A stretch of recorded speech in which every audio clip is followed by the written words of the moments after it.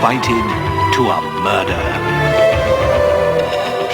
A stranger lies dead in Arlington Grange.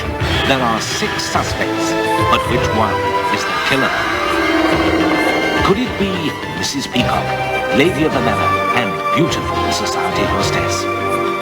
Perhaps Colonel Mustard, military hero and intimate family friend?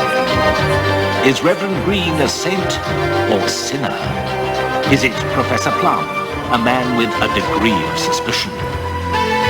Is Scarlet Mrs. Peacock's glamorous stepdaughter? Or Mrs. White, loyal housekeeper and devoted confidant?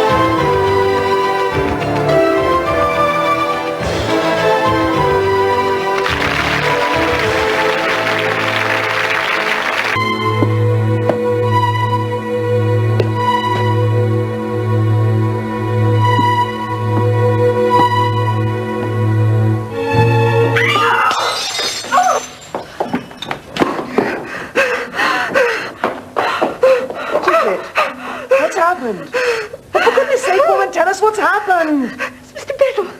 He's dead. Somebody's murdered him. It was done in the kitchen with the kettleplex, and it was the Reverend.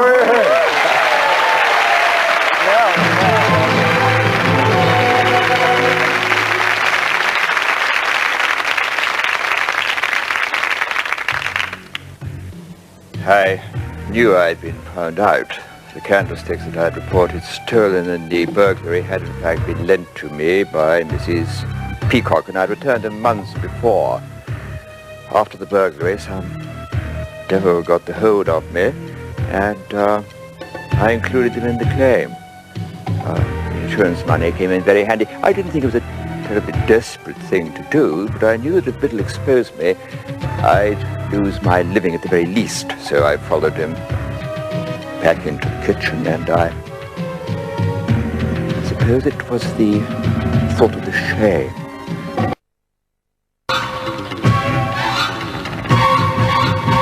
I have genuinely tried to do God's work, but I just never had the strength. I've never been able to understand quite why God has strength to be good. So it was the Reverend Green who committed the murder at the Grange with the kettleplex in the kitchen. That looks lethal. What are you doing with it? I'm just putting it together with the rest of the props. They should all be kept together in one place. My God! Get the police. She's dead. Marion Cray is dead. It was the kitchen. Yes. It was the rope, and it was Colonel Mustard who killed Marianne Cray.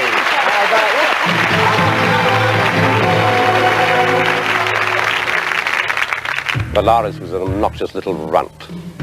He took a fortune from his wife, and then he had a series of affairs behind her back. I found out about it, and I blackmailed him. He paid for a bit, and then the heat got too much for him, and he topped himself. These sensitive, artistic types. All this was ancient history until Marianne Cray arrived. I took a look at the script, and I knew that eventually the finger would point at me. This film had to be stopped. I saw Marianne through the study window. She was frantic because someone had cut up those stupid photographs. Then she went into the kitchen to have a spot of booze to steady herself. The timing was perfect. I came in the back door. I saw the rope that Mrs. White had thrown into the rubbish.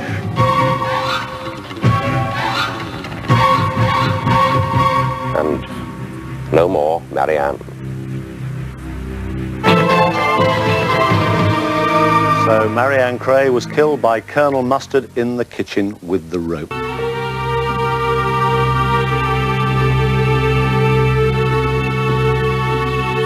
Window cleaner.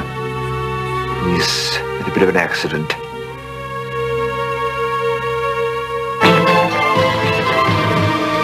It was the billiard room, it was lead piping, and it was Mrs. Peacock.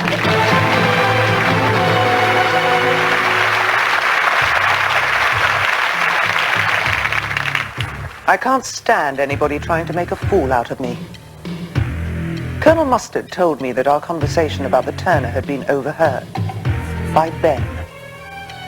This man was under my employ, and I was paying him a great deal of money. And he tried to blackmail me, to come in on the deal. Can you believe it?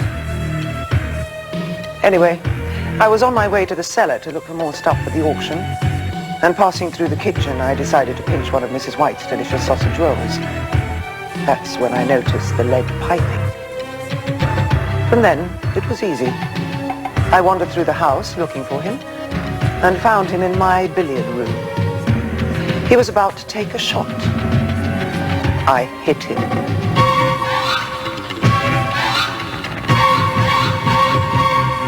By the way, the auction was a great success.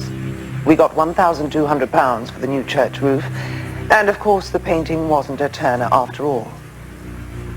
A shame that somebody had to pay such a high price for a fake. He shouldn't have tried to blackmail me.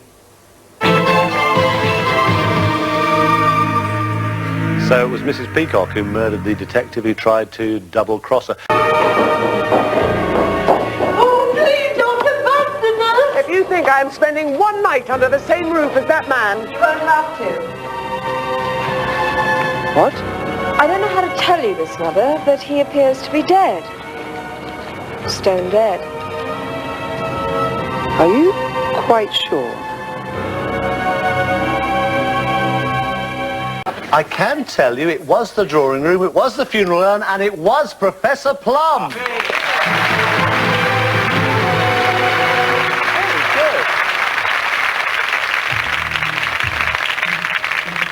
I didn't mean to kill him. It just sort of happened. Jack took me into the drawing room, and then he took the urn down off the plinth, the urn that contained his so-called remains. And he tipped the contents out onto the table. And in among what looked like ash was a plastic bag of the drug. And as he sat there examining it, I realized that I didn't have to share the discovery with him or anyone else. So I picked up the urn and... The wonder drug turned out to be soluble aspirin, no doubt stolen by Indians from careless missionaries. So it was Professor Plum who killed Jack Peacock with the funeral urn in the drawing room. Mr.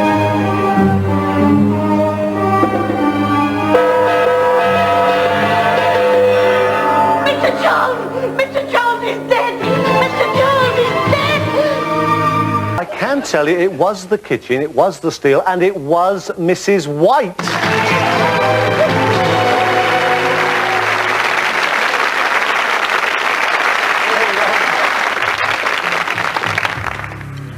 Well, they're all alike, that sort, aren't they? Born with a silver spoon in their mouths. Think they can go on forever taking people for a ride. They're greedy and arrogant. And they're patronising. Oh, yes.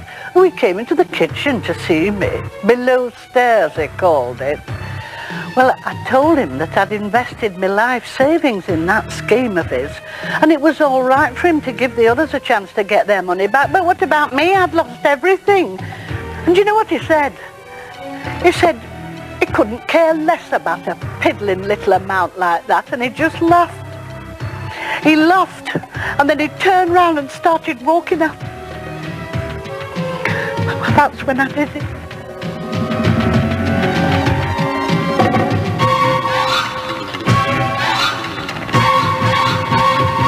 Because that piddling little amount was everything I had in the world.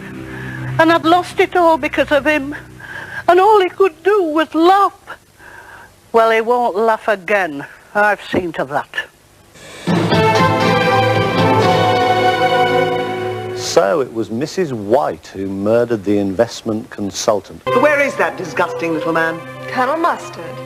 Oh, don't try and be clever. You caused enough trouble tonight. I'll bet he's stealing the taps. That type just can't resist gold plate. I've told you before, Dave isn't like that. He's not interested in money. Mrs. White, whatever's the matter? It's the hippie. He's dead. I can tell you it was the study, it was the knife, and it was Miss Scarlet.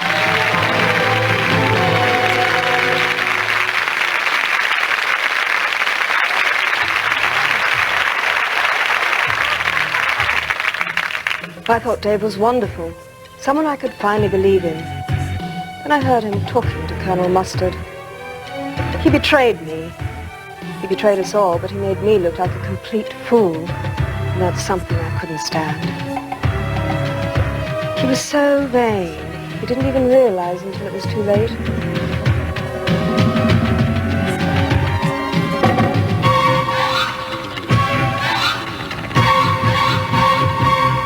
It was very easy. All I had to do was wipe my prints from the handle and slip back into the drawing room. I thought I could get away with it. After all, I was the only one who didn't hate him.